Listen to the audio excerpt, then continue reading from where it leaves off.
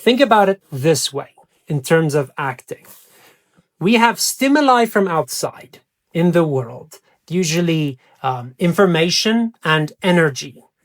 This is when a person this is when something happens from the outer world. So the outer world, and I'm going to go a bit into some psychoanalysis. The outer world gives energy and information, right?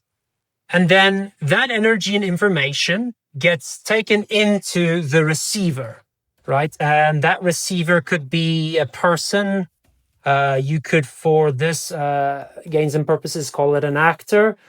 But that information goes to that person.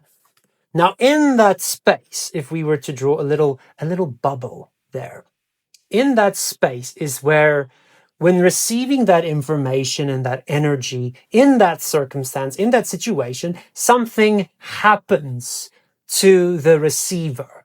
And usually there is some thoughts or emotions, maybe some memories that comes up, and that affects that person in some way, shape, or form. And maybe it brings some images to light, right? Maybe there's some images that comes from the information that they receive. Maybe there's some sensations.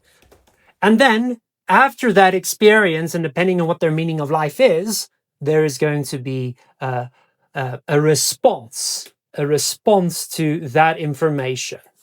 Now, acting, if you look at it as a psychoanalytical point of view, is more so the experiencing of that what happens in that point between the information that you receive in the outer world and that which goes into the inner world, and that goes out to the response. So it's the experience of the inner world